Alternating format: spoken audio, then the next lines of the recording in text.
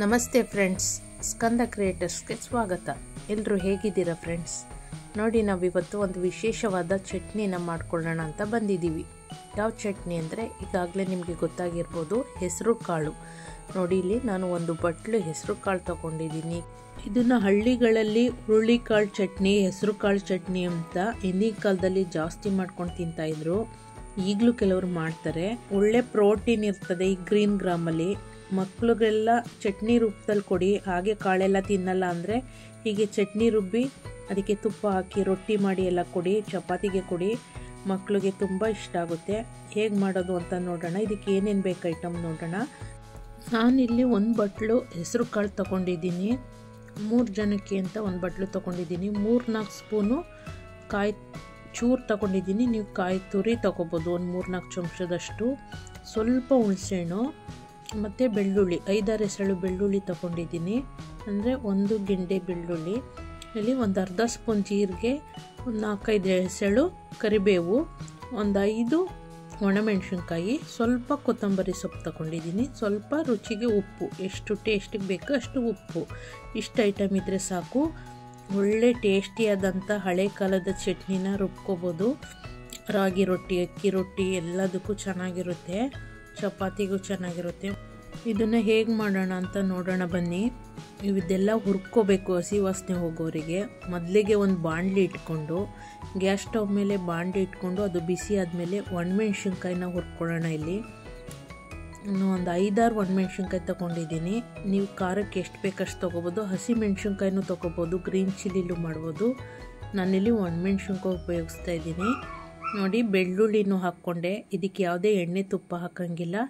Dry ಆಗಿ ಹೀಗೆ roast ಮಾಡ್ಕೋಬೇಕು.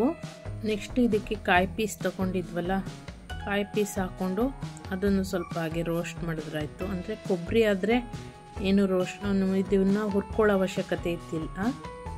ಕಾಯಿ ಆಗಿರೋದ್ರಿಂದ ಸ್ವಲ್ಪ ರೋಸ್ಟ್ ಆದರೆ ಒಳ್ಳೆಯದು. ಕೊತ್ತಂಬರಿ ಸೊಪ್ಪು ಸ್ವಲ್ಪ ಹಸಿ ಸ್ಮೆಲ್ ಹೋಗೋಷ್ಟವರೆಗೆ ಮಾತ್ರ 2 ನಿಮಿಷ ಹಾಗೆ ರೋಸ್ಟ್ ಮಾಡಿಕೊಂಡ್ರೆ ಸಾಕು. ನೋಡಿ, ಹುಣಸೆಹಣ್ಣು ಲಾಸ್ಟಲ್ಲಿ ಚೂರು ಹುಣಸೆಹಣ್ಣ ಹಾಗೆ ಹಾಕೋತೀನಿ ಅಷ್ಟೇ. ಸ್ವಲ್ಪ ಬೆಚ್ಚಗಾಗುತ್ತೆ, ಅದೇನು ಜಾಸ್ತಿ ಹುರಿಯೋ ಅವಶ್ಯಕತೆ ಇಲ್ಲ. ಮತ್ತು ಜೀರಿಗೆನೂ ಕೂಡ ಲಾಸ್ಟಲ್ಲಿ ಹಾಕ್ಕೊಂಡೆ. ಸ್ವಲ್ಪ ಬೆಚ್ಚಗಾಯ್ತೆಲ್ಲ.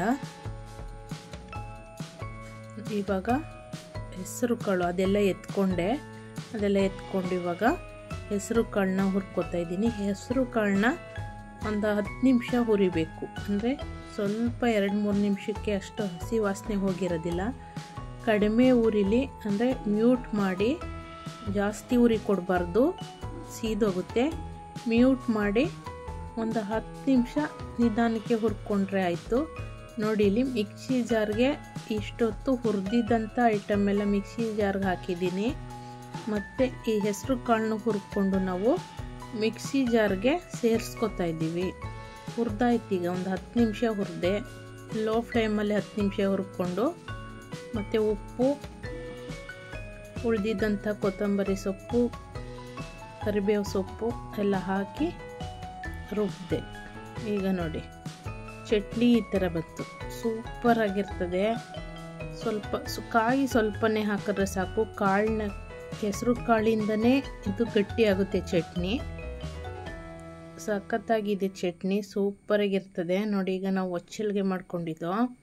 ಒಚ್ಚಲ್ಗೆ ಅಂತ ಮಾಡ್ತೀವಿ ನಾವು. ಇದು ರೊಟ್ಟಿ ಅಂತಾರೆ ಕೆಲವರು. ಇದು ಅನ್ನ ಮತ್ತು ಅಕ್ಕಿನ ನೆನೆಸಿ ರುಬ್ಬಿ ಮಾಡೋದು. ಈ ರೊಟ್ಟಿಗೆ ಚಟ್ನಿ ಮತ್ತು ಒಳ್ಳೆ ತುಪ್ಪ ಇರಿದ್ರೆ, ಚಟ್ನಿನ ಸ್ವಲ್ಪ ಮೆಣಸಿನ್ಕಾಯಿ ಜಾಸ್ತಿ ಹಾಕಿ ಖಾರ ಮಾಡ್ಕೊಂಡಿದ್ದು.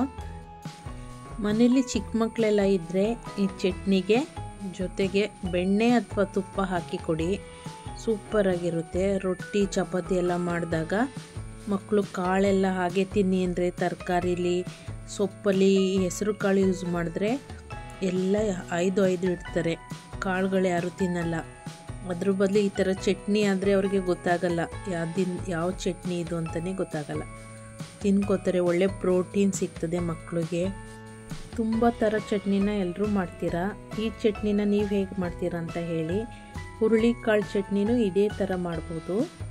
ಅದರಲ್ಲೇ ಸೇಮ್ ಐಟಮ್ ಹಾಕಿ ಹುರುಳಿಕಾಳು ಹುರ್ಕೊಂಡು ಮಾಡಿದ್ರೆ ತುಂಬ ಚೆನ್ನಾಗಿರುತ್ತೆ. ಹೆಸರು ಕಾಳು ಹುರುಳಿಕಾಳೆಲ್ಲ ಹಾಕಿ ಹಿಂದೆ ನಮ್ಮ ಅಜ್ಜಿ ತಾತ ಅಪ್ಪ ಅಮ್ಮಂದ್ರೆಲ್ಲ ಎಷ್ಟು ಗಟ್ಟಿಯಾಗಿರ್ತಾರೆ ಅಲ್ವಾ. ನಾವೆಲ್ಲ ಇವಾಗ ಶಕ್ತಿನೇ ಇಲ್ಲ. ಯಾಕೆ ಹಾಗಾಗಿದೆ ಅಂದರೆ ಈ ಥರದ್ದೆಲ್ಲ ನಾವು ತಿನ್ನೋದೇ ಇಲ್ಲ.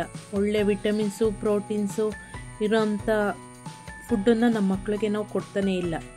ಇದೆಲ್ಲ ನಾವು ಮರಿತಾ ಬರ್ತಿದ್ದೀವಿ. ಹೀಗೆ ಮಕ್ಕಳಿಗೆ ಬೇರೆ ಮೂಲದಿಂದ ನಾವು ತಿನ್ನಿಸೋಕ್ಕೆ ಟ್ರೈ ಮಾಡೋಣ ಅಲ್ವಾ. ನಾನಿವತ್ತು ಮಾಡಿ ತೋರಿಸಿರೋಂಥ ಈ ಹೆಸರು ಕಾಳು ಚಟ್ನಿ, ಗ್ರೀನ್ ಗ್ರಾಮ್ ಚಟ್ನಿ, ಹೆಸರು ಕಾಳು ಖಾರ ನಿಮ್ಗೆ ಇಷ್ಟ ಆಗಿದೆ ಅಂತ ಭಾವಿಸ್ತೀನಿ. ಇಷ್ಟ ಆಗಿದ್ರೆ ಒಂದು ಲೈಕ್ ಮಾಡಿ, ಕಮೆಂಟ್ ಮಾಡಿ, ಸಬ್ಸ್ಕ್ರೈಬ್ ಮಾಡಿಕೊಂಡು ನಮ್ಮ ಚಾನಲ್ನ ಸಪೋರ್ಟ್ ಮಾಡಿ ಫ್ರೆಂಡ್ಸ್. ಧನ್ಯವಾದಗಳು. Thank you. ಎಲ್ರಿಗೂ ಶುಭವಾಗಲಿ ಫ್ರೆಂಡ್ಸ್.